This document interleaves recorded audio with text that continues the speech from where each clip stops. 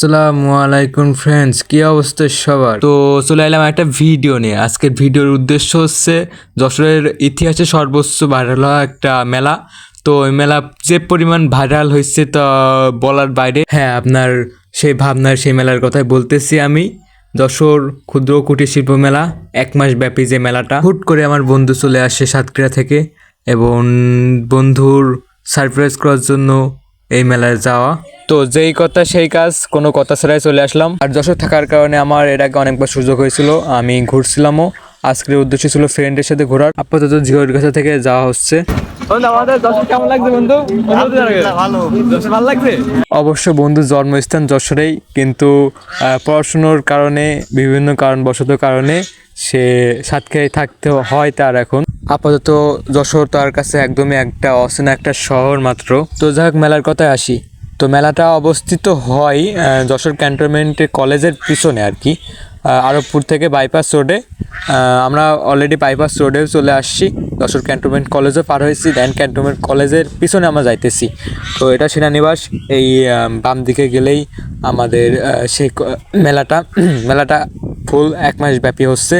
আমরা গেছি, আজকের দিনটা হচ্ছে 25তম দিন, আর সম্ভবত 5 থেকে 6 দিন থাকবে। আর এই লোকেশনটা হচ্ছে মেলার সামনে, ওই যে মেলার গেট দেখা যাচ্ছে, এবং মেলার বাম দিকে এই লোকেশনটুকু। বাম দিকে বললে ভুল হবে, সর্বোচ্চ জায়গাটাই এই লোকেশন, মানে অস্থির লেভেলের জায়গাটা, সুন্দর আর কি। কিছু না হলেও লোকেশনের ছবি তোলার জায়গা অভাব নেই এখানে।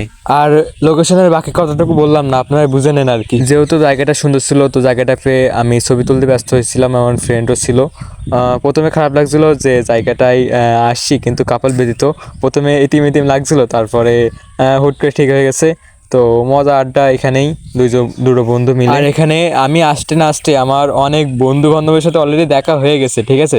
তো আমি বুঝি না এখানে ওদের কি, ওরা সব কাপড় নিয়ে আসে, তো তার জন্য ওদের সাথে কথা বলার টাইমটুকু পাইনি, কারণ সুহাসিনী গার্লফ্রেন্ডে ব্যস্ত। তো যাই হোক, এটা মেলার গেটের সামনে অনেকখানি গেটের সাজানো হয়েছিল, সম্পূর্ণ রোডটুকু আর কি, দেন ওখান থেকে গেট। আর একটা কথা, মেলার প্রতিদিন প্রবেশ টিকিটের উপর থাকে লটারি। তো লটারির মাধ্যমে প্রতিদিন সেই লটারিতে 51টা পুরস্কার থাকে। মেলায় আসলে টিকিট তো পাচ্ছেন, প্লাস একটা লটারি কাটা হচ্ছে। যেহেতু ঢুকতে হবে সেহেতু একটা লটারি তো নিতেই হবে, টিকিট নিতে হবে। তো 2টা নিলাম। আর এই লটারি আমার কাছে বহুত আছে, কারণ প্রায় আমার আশা হয়। তবে আমার লাক খারাপ থাকার কারণে এখনও পর্যন্ত একটা ড্র থেকে আমার পুরস্কারটুকু আসেনি আর কি। তো লাক অনেকেরই আছে, আমি দেখতেছি আমার পরিচিত অনেকেরই বেঁধেছে।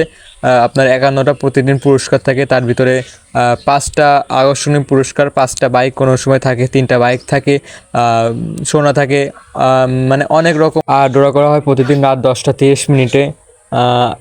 এরই মধ্যে আমার পরিচিত নিজের এলাকা, আমাদের গদখালি ইউনিয়নের সর্বপ্রথম একজনকে ফার্স্ট পুরস্কার বেঁধেছে আজকের রাত্রেই। তো আমি নিজেই অবাক হই এই কারণে। আর একটা কথা, মেলার এরিয়াটা খুব বেশি বড় না হওয়ার পরেও কিন্তু এত সুন্দর লাগে, বোঝানো একেবারে অসম্ভব। মেলার কিছু আকর্ষণ জিনিস ছিল অনেক রকমই, তো কিছু টেস্ট করা হয়েছে, অনেকগুলো টেস্ট করা আছে, তবে ভিডিওটা লং হয়ে যাবে বলে আমি দিতে পারলাম না। তো এবার কিছু রাইডের দিকে যাওয়া যাক। তো রাইডটা ছিল 50 টাকা করে, আমি আমার ফ্রেন্ড। এবার রাইডের ভিতরে এটা সব থেকে বেশি আকর্ষণ, রাইডের ভিতরে সব থেকে হাইফাই লেভেলে যেটা রাইড বলে, এটাই মনে হয় ছিল, এটাই বেস্ট রাইড ছিল, দেন সেটাই ট্রাই করলাম। আর এখান থেকে 4টা জোস, সন্ধ্যার সময় 4টা একেবারে জোস লাগতেছিল, বোঝানো যাবে না। আর নাগরদোলার ফিলিংসটা আসলে অন্যরকম, অনেকে ভয় পায় এই নাগরদোলা উঠতে। তো লোকাল জাতীয় যেসব নাগরদোলা দেখেন ওইগুলো আসলে ভয় পাওয়ার মতো, তবে এটাই আমি মনে করি কোনো ভয়ই নাই, কোনো সমস্যা আশা করা যায় হয় না। তো এটা নিশ্চিন্তে সবাই উঠতে পারেন। তো বিকালের ওয়েদারটা জাস্ট অসম, আর ওয়েদারের সাথে লোকেশনটাও অনেকটা ম্যাচ খাইছে এবং অনেক সুন্দরও লাগতেছে।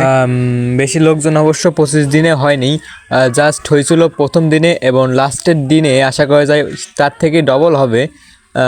তো বিকাল টাইমে বেশি লোক হয় না, হয় রাত্রেবেলা ওয়েদারটা জাস্ট দেখেন, একেবারে অস্থির রাখে, বলে বোঝানো নয়। বিকালের থেকে রাত্রে সব থেকে বেস্ট, আর রাত্রে সবাই ঘুরতে আসে এই মেলাতে। লাইটিং যা করতেছে আর যা করেছে অসম। গাইজ আমি তো বলতেই ভুলে গেছি, মেলার সব থেকে বড় আকর্ষণ এই স্মোক বিস্কুট।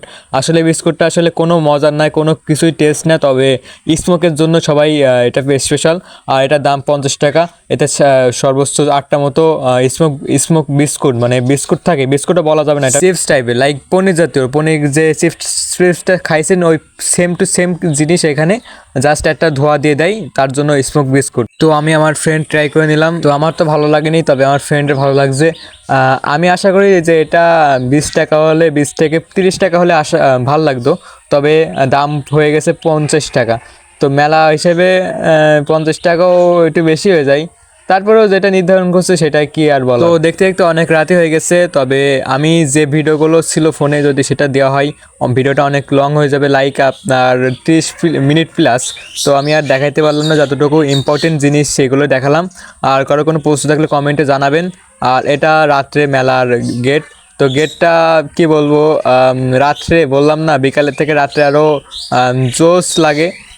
রাত বিকালে বেশি লোকও থাকে না, রাত্রেই থাকে। আর একটা কথা, যেটা অনেকে লটারি কিনে থাকেন, তবে কারোর এখনও অনেকেরই বাদেনি, কারণ এখানে লাখ লাখ লটারি থেকে আপনার 50 জন এটা নির্ধারণ করতেই হয়। ভাগ্য মানুষের কার কেমনে ভাগ্য সেটা তো কেউ বলতে পারেন, তাই না? আর লাখ লাখ মানুষ থেকে 50 জনের, তো ভাগ্যটা সবার ভালো থাকে না। তো সে সেম কারণে হয়তো বা বাদে না, তবে কারোর আর্থিক অবস্থা খারাপ থাকলে এখানে আসক্তি হওয়া ভালো না, কারণ এই লটারি এমন একটা অ্যাডিক্টেড হয়ে যায় মানুষ একসময়, তার সম্পত্তি, সকল সম্পত্তি চলে যায়। তো এইদিকে দরকার ব্যতীত কেউ লটারির দিকে যাবেন না, সেই উপদেশটাই দিব আমি। তো গাইজ আমি আর ভিডিওটা লং করলাম না, অনেক রাত হয়ে গেছে। যতটুকু দরকার ততটুকু দেখাইছি। অনেকের প্রশ্ন থাকলে কমেন্ট বক্সে জানাবেন। আর ভিডিওটা যতটুকু ভালো লাগুক আর ততটুকু খারাপ লাগুক সবাই কমেন্ট বক্সে জানাবেন। আর এই ছিল ভিডিও, এখনই আমরা বাসায় চলে যাব। দেন সি ইউ, টাটা গাইজ।